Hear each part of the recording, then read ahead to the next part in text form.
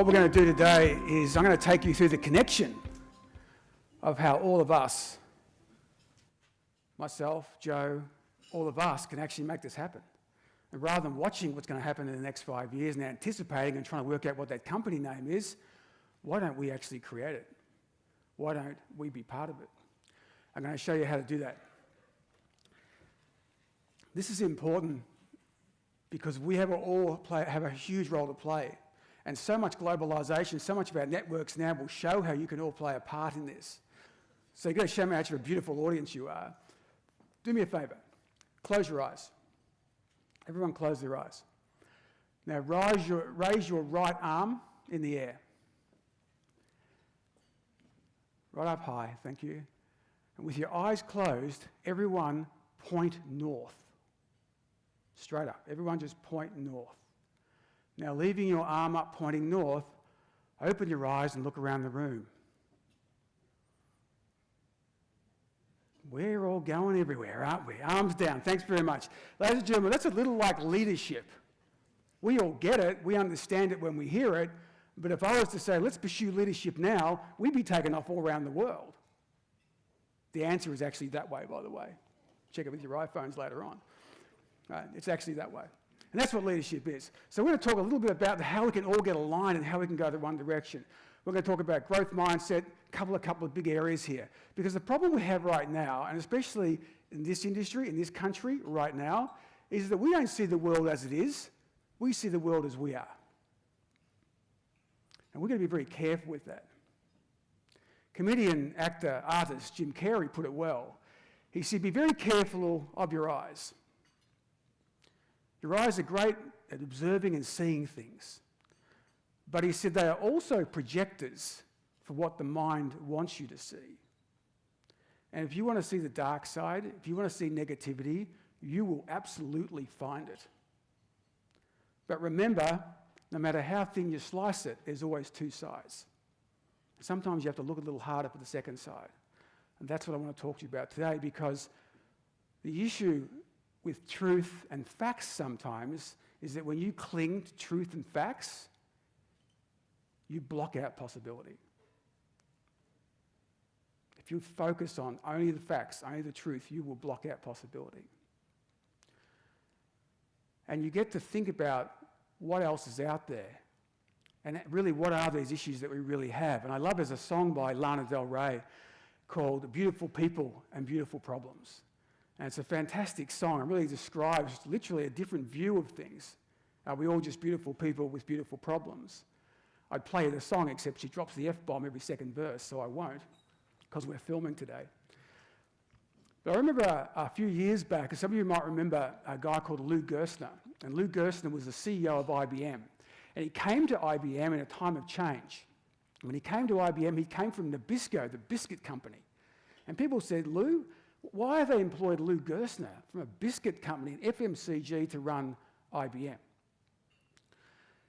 But Lou was a great leader and has gone down one of the greatest leaders of IBM. And one of the things Lou did was he made a trip to Australia when he took over, and he was getting to know the leaders and his team, as all good leaders do. And as he got to Australia, it was during the recession we had to have. Remember the one Paul Keating decided was a good idea, that one? And it was during that a journalist from the AFR asked him a very good question and said, Lou, you're here in IBM Australia, we're going through our recession. What is IBM's strategy and tactics to approach the recession? What are you going to do to work through this? And Lou, as he did, reflected on the question, then looked at the journalist and said, well, it's true, we have discussed this as a leadership team at IBM, and in regard to the recession you speak of, we've made the decision to not participate. So we're not going to get involved in it. We see it's interesting, but we've got a few other things on the plate right now. So we're just going to move on. So another question? And it was such a great response, wasn't it? That Lou could have gone either way there, but guess what? There was all these people at IBM waiting for Lou going, what's Lou going to say? And they were so inspired and so motivated to go, you know what? Yeah, we just don't have to participate. Let's just get on with it. And that's what they did, and that's why he went down as one of the greatest leaders. Not, funnily enough, not coming from that industry. Let's look at other people have done. These are other people, and I want to build on here what Joe talked about. Joe talked about Sir Isaac Newton. Let's put him up there. Sir Isaac Newton built on from great learning. And that was in 1642, when Isaac Newton was around. But then along came, in 1879, Albert Einstein, who looked at Newton's work and went, it's kind of interesting. But what about relativity? So, let's take that to the next level. And then in 1942, Stephen Hawking came along and said, that's kind of interesting, but I think I can do better. What about the cosmos? What about quantum mechanics? And so we build on it again. If we flip over to sport, in sport you had Roger Bannister, broke the 4-minute mile, 1954. No one thought you could do it. No one could do it. And all of a sudden, Roger Bannister goes, truth, fact, nah, don't think so. Think I can beat that. He did. What happened 46 days later in Australia? John Landy breaks the record. Whatever the English do, the Australians can do better, right? We go forward to 1979, 1980, Sebastian Coe, Steve Ovett, you might remember, hammer and tongs at it, knocking it down, until finally in 1999, Hakan from Morocco takes it right down low, 3 minutes 43. That's, any of you who want to try it on Strava this afternoon, feel free to have a crack at it, right? But these people didn't hang on to it and say, well, that's just what it is, I'm not going to do it anymore. They went to the next level. And so can you. So if we think about the flip side to truth and facts is in fact possibility, we can go here, that's the truth, that's the facts, that's your world, that's my world, it is what it is. If we just cling to that, you can do a certain few things, you can talk to your clients a certain way, you can talk to your partners a certain way, but remember, you can also do this. And there are fundamental opportunities, there are exciting times. Joe just gave you an indication of those. Fantastic times to come if we think about this, grow market share, have a far more educated group of people, acquire other businesses, new ideas, better quality conversations with your customers. The rate of change is phenomenal. I'll show you that in a moment, and how we can all be part of that. At one of my son's schools, the principal was addressing the Year 7 parents, and he was specifically he addressed the first 10 rows of the tiger parents that were there in Year 7. And he said, now, all of you, especially you lot, when your children come through VCE and into university, the jobs they will be doing, we have no idea. They won't be yours. So don't worry about what your job is, because that won't exist. We don't know what will be there. But here's what our job is. Our job here at this school is to find the passions inside your children and amplify them. That's our job. Your job is to pay the fees. Made that quite clear. On 7-day terms, right? Right? That's pretty good. And I love his attitude. We can't anticipate, we can't guess that, as Joe said, but if we can find passions and amplify them, find where that connects, that's all we've got to go and do. So to go and do this properly, we need around 4 qualities as leaders. We all do in this room, we need this. And these things are 4 things we need, are these up here. We need to have a high-performance leadership. That's what we need. High-performance leaders, high-performance heroes, I call them, have a growth mindset, firstly. Then we need agility, we need curiosity, and we absolutely need persistence. And they're the qualities you've got to instill in your people, in yourself, in your children, in your grandchildren if you've got them. That's our role to play. So let's talk about that. First of all, growth mindset. You can have a fixed mindset, you can have a growth mindset. And sometimes we all move between them. Sometimes I'm in a fixed mindset, but I'm mostly in growth. I catch myself out when I'm in fixed. And the good thing is if you catch yourself out with a team of people who are in growth mindset, they'll pick you up. But you can see up there, if you look on the left-hand side, the fixed mindset. You might look through that and go, wow, that could be me looking in the mirror. Maybe I've got some clients who are a bit like that. Maybe I've got some people who work for me a bit like that. Maybe I'm related to people like that. I would suggest you move away, even if you're related, if you can. Right? You've got to move away to the right-hand side. look at that left-hand side, think about those people, because they're not going to get you to where you've got to go. A growth mindset is where you need to go. Ben Franklin had it, as Joe talked about earlier. And a growth mindset will take you to the next level. So is anyone who is in your world who is more that fixed mindset?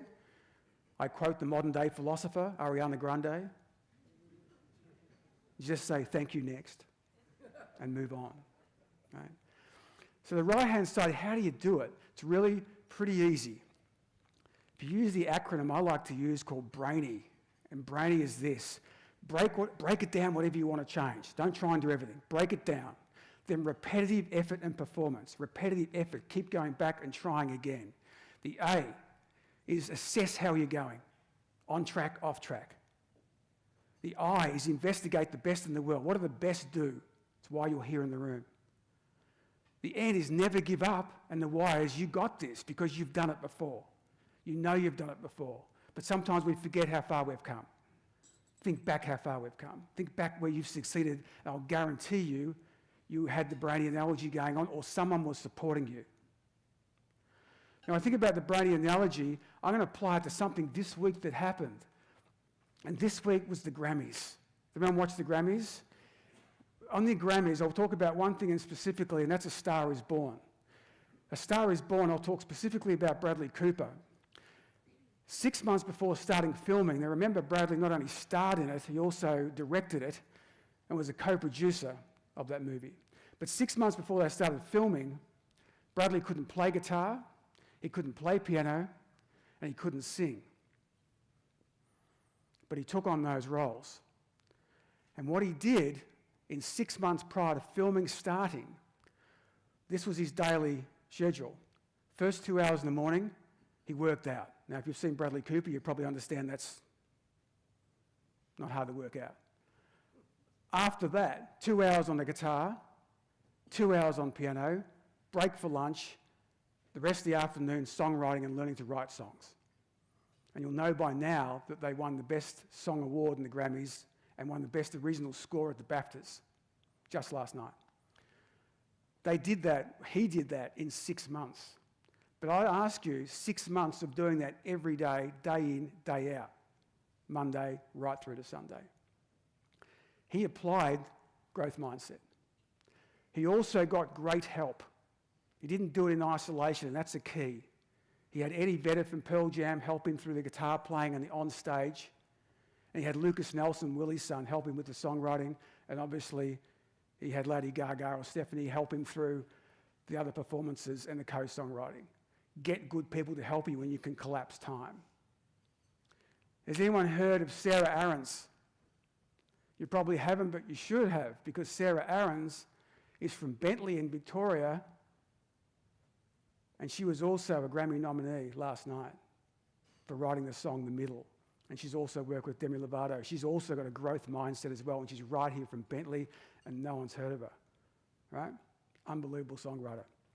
So the growth mindset can work anywhere. I'm right now just shifted my office because of technology, because of startups, because I want to get closer into it. So I've just moved to a new startup hub, right? I'm totally surrounded by it. I can learn from anybody. That's one of the big things you've got to have. You can learn from anybody. Microsoft has done probably the biggest shift in growth mindset. For those of you in large organisations thinking this is just for individuals, it is not. ANZ's gone down a fairly strong path on this, but Microsoft has done a great job over 3 years. I had a little bit to do with it in the early days. And what they've done is, through Satya Nadella, their CEO, they had to change the game and change it, shift it right up. And they did that. And one of the quotes I love from their CMO is this one here. We went from a culture of know-it-alls to a culture of learn-it-alls, which means they had to go, who's doing stuff better than us? What programmers, coders, what businesses, who do we need to partner with next? Because we've got this bubble happening, and we all get in little bubbles ourselves. We're going to bust the bubble out. We invite people into our bubble. Sometimes our bubble's exciting, it just needs more people, right? And that's what they did. But this whole thing is also, it's a lifelong pursuit. This quote here from the great cellist Pablo Casals. He was once asked at the age of 85, when most people are in God's waiting room, Pablo, why are you still practicing intensely for 4 hours a day, the cello, at age 85? And he replied, I think I'm finally making progress. I'm so close, right? And that's what it is. It is a pursuit, and it's more exciting to learn and grow this way. And we need to do this because let me tell you why we need to do this. It's because of this. Every day, today included, probably more so today, you're going to have around 60,000 thoughts go through this beautiful mind that you have. But here's the issue. 90% of them are the same ones you had yesterday, and 70% of them are negative. Yeah? That's why people don't change. It's why it takes time for people to change. That's why clients just don't react sometimes overnight when you can see the bleedingly obvious. That's just the way we are wired. That's a human trait we have. And if you think about it, who actually is really well organised and planned their week out? Who isn't planning on the weekend, like on Sunday or Monday morning? Who got there and started planning out what your week was going to look like? A few people do that? Excellent. I ask you this question. When you were doing that plan and that to-do list, and even the to-do list maybe for today, did any of you actually carve out an hour, put aside just to worry? Did maybe you put aside a couple of hours to go through your regrets over the last month? Or is that just natural? You and I both know that stuff is just natural. We don't have to program that. We are wired to worry. We're wired to hear the downside. So the thing about that is we have to fight that. We have to fight that with positive thoughts. We have to fight that to think about strategy. You may also have heard the fallacy that's around the 21 days. It takes 21 days to form a habit. Yeah, you heard that one? It's actually not true. It was true by the guy who said it, but in the Google sphere, it took off. Right? Dr. Maxwell Maltz came up with this plastic surgeon. It was true on observations he saw, but he didn't expect it to become a worldwide phenomenon. But more recently, the University College in London decided to test it. And what they've actually found is the average time for change to form a habit is 66 days. So it's 66 days. Now, it can go between 18 and 254 depending on what you're doing, but think of it as 66 days, which is really interesting. Who's heard of Michelle Bridges? Right? Michelle Bridges runs the 12-week change program. Work the numbers out. It's around 70 days to do it, right? That's why Michelle's done it that way. You can't do it in 21. Very rare to do the changes she's talking about. It's a big shift. So when you're making change, it's about an evolution, not a revolution. It's about watching progress. And if you're going to have a growth mindset, you've got to allow your staff to have that too. One of the most important things you can do is create margin for yourself and margin for your team. And margin is this. The margin is the difference between what you can do and what you are doing. If they're exactly the same level, you've got no capacity. You are run off your feet.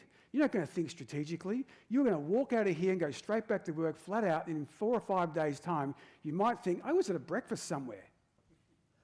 I don't want you to do that. When you come out of here, go to your office, get on your iPhone, whatever you need to do, and log in an hour sometime in the next 5 days to think about what Joe spoke about and what you're going to do about it. Because if you don't, I'll guarantee you won't take action, and we need to take action.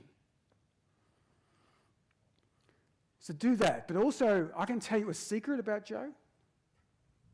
Joe has a big team, and Joe has a percentage of the week carved out for his team to think, to read, to be creative.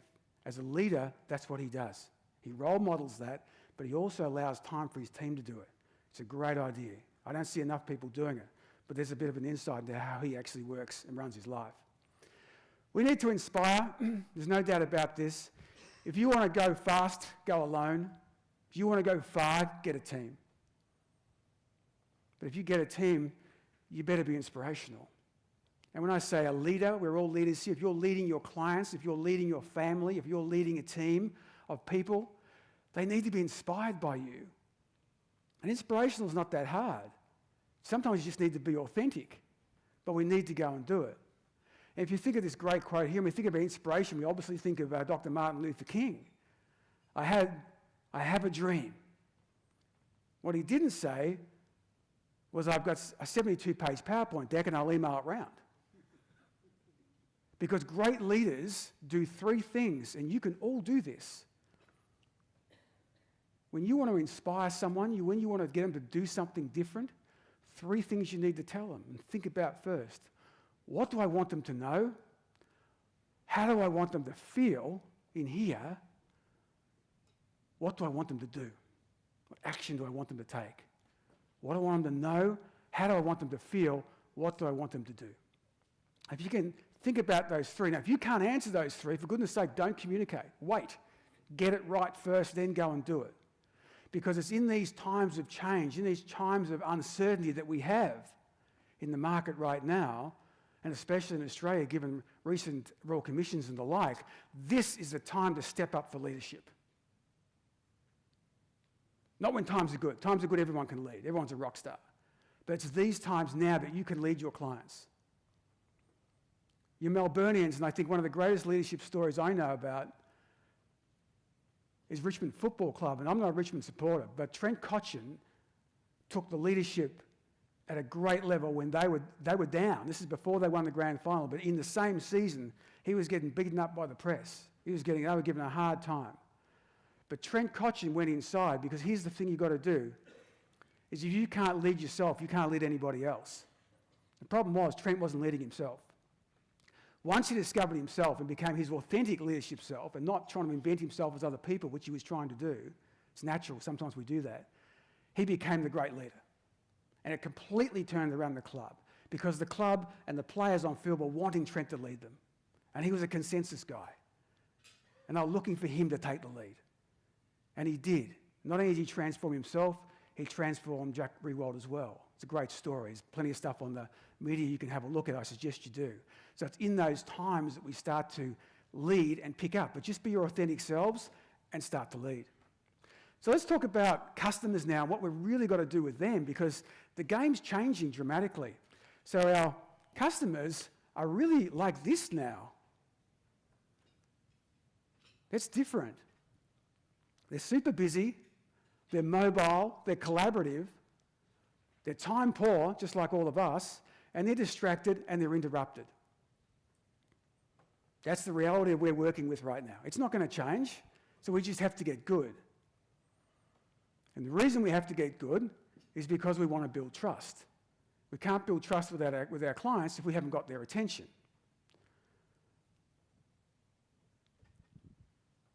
Right now, every day, you see around 3,000 marketing messages. 3,000 brand messages, marketing messages, you will see every day. You go, hey, that seems a lot. Are you sure? I'm sure, and so is Marketo, who came up with the data. The 3,000, though, is because your brain and your mind are so good, it just filters out. Relevant, irrelevant, relevant, irrelevant. You don't even see some of them. It just decides, given what you're focused on and what you desire, what it pays attention to. So of the 3,000, you pay attention to 52 messages and you take action on 4. Congratulations to Vanguard, because it was on the 4 that you came here. But they had to go out there in the 3,000 first off. 52, you took attention, saw that, and then you responded at some point, and you got into the 4. You have to do that with your customers as well. Because unless we get attention, we can't build trust, and if we can't build trust, we don't drive revenue. It's as simple as that.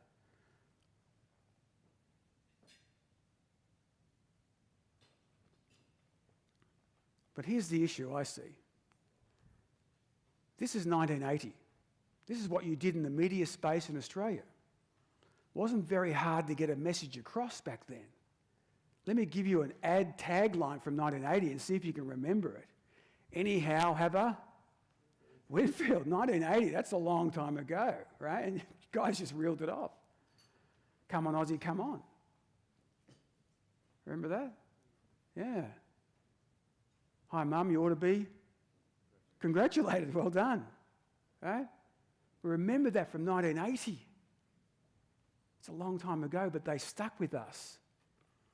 And all those things drove the phone to ring, or they drove us into a store to buy something. But now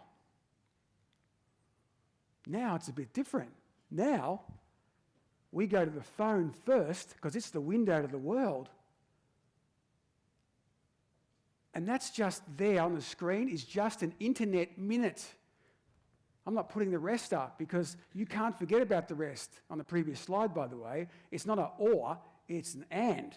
You've got to do that and this. You just got to work out what works for your customers, what works for you. Just an internet minute. And I know what you're focused on. You're focused down there on the bottom right-hand side on Tinder. I can see it. 1 million swipes a minute, 18,000 matches, that's no ROI. Forget that stuff. Move on, right? Move on. But seriously though, how many of you have got your websites optimized for the mobile phone, for the smartphone? Because 52% of web access is via a smartphone today. And what the problem is here is I see too many organizations are still doing their marketing like it's 1980 or 1990. It's way moved on. So when you think about your marketing, is it more Duran Duran or more Cardi B? Because if it's more Duran Duran, that's a problem. It's got to be more Cardi B, more Travis Scott. I don't say I'm joking with those names because actually they are two very, very savvy marketers and you'd be pretty wise to have a look at what they're doing. That's what we need to focus on. If you're playing in the Asian market, you've got to be all over WeChat.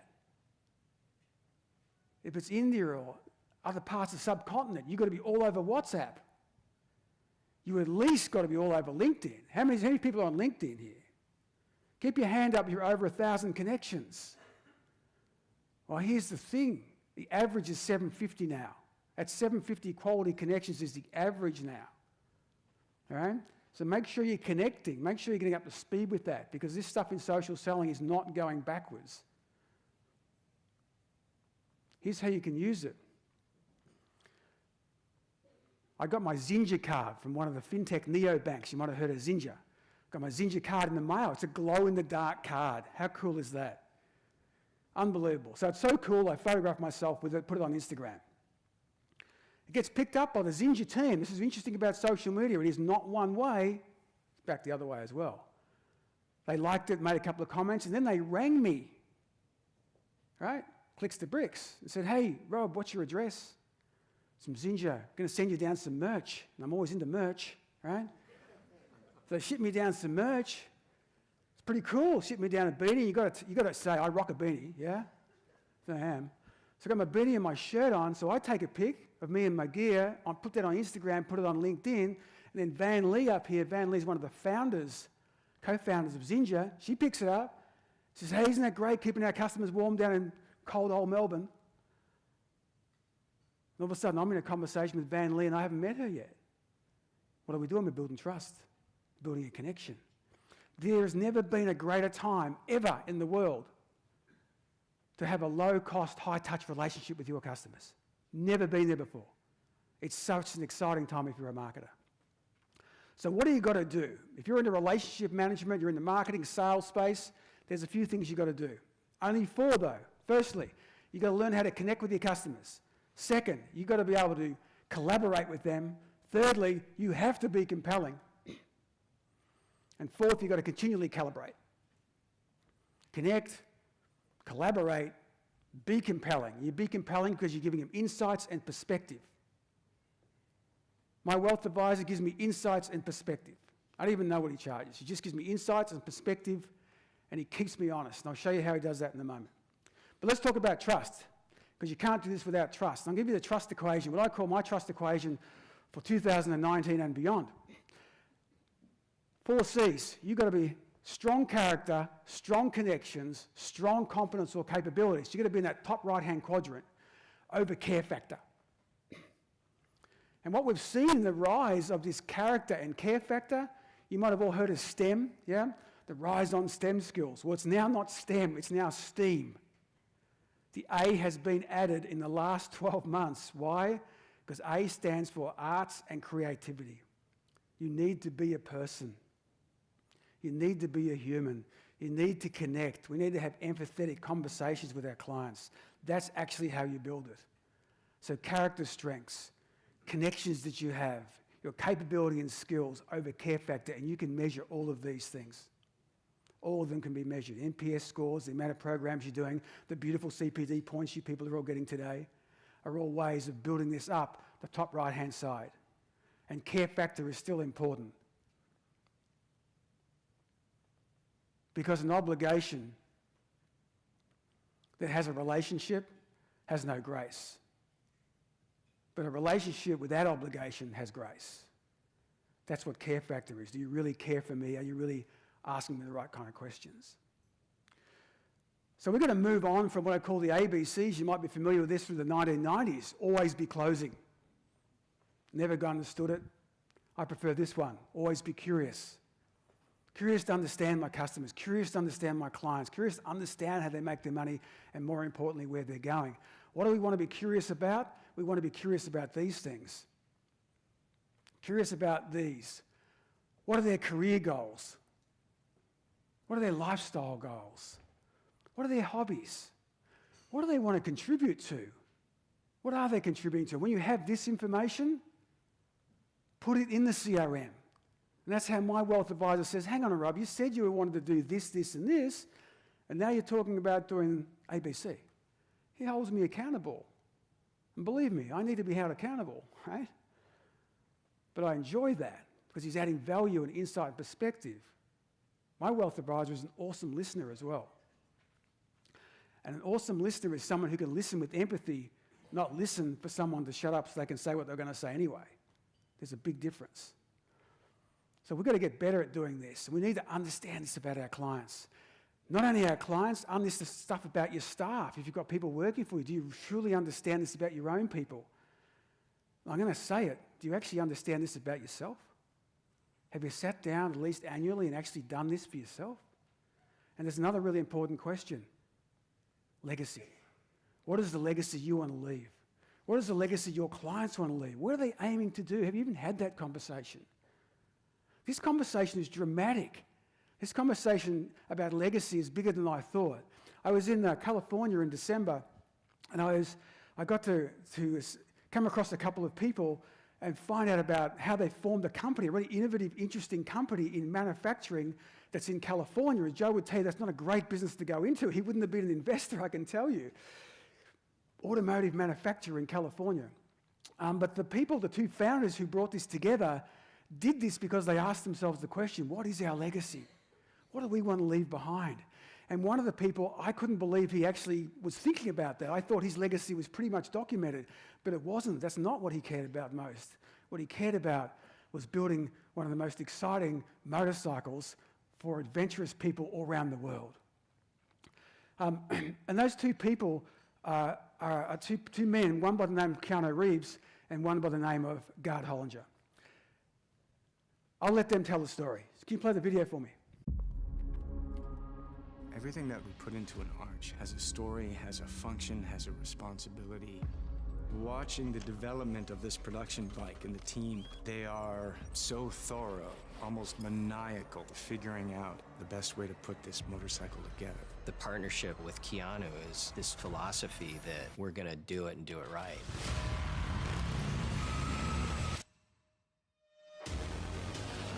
The obsession to build something precise, mechanically sound, translates through the motorcycle to the rider.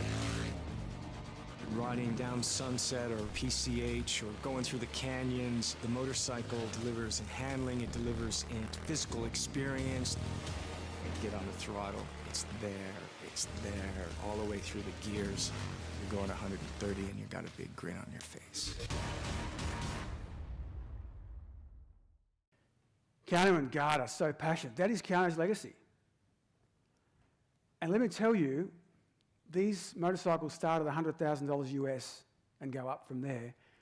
They interview you. They want to know your career, your lifestyle, your goals, your contribution. They want to know what your legacy is. And let me tell you, it's quite confronting getting interviewed by John Wick, right? If you've seen any of Keanu's movies.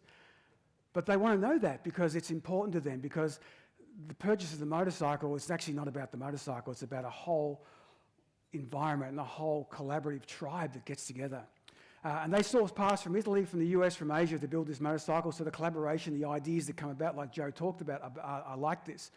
So think about legacy, think about what it can do. So let's move forward a little bit here. There's 3 things I think you need to think about in your business as I close this out. And there may not be all 3 you need to look at, but are you leveraging strongly what's possible for your clients? Are you really doing enough for them? Are you doing enough for yourself and your own business, and more importantly, your people? Your people are so powerful. That's where ideas will come from. And what about your business partners? Are you leveraging Vanguard enough? The Knowledge Centre, all the good things, the great research they have. What about your other partners? Because you can't do this alone. And it reminded me when I was cycling the other day in beautiful Beach Road in Melbourne, I was firing up a hill. Well, maybe not firing as hard as I wanted to be, but I was firing up a hill anyway, and I came up behind this guy here, and I did the illegal thing and pulled my phone out and took a photograph of this guy in front of me, because I wanted to show you this. Because this guy here is not about the guy going up the hill with a banana, he's back. It's actually this. When I got up close to him, I noticed that he had 3 lights on the bike. He had gone out and purchased those 3 lights. He strategically thought, where am I going to put them? He'd made the transaction, he'd put them on his bike, really well positioned, but here's the problem. He forgot to turn any one of them on. And how much of that is an analogy to our businesses?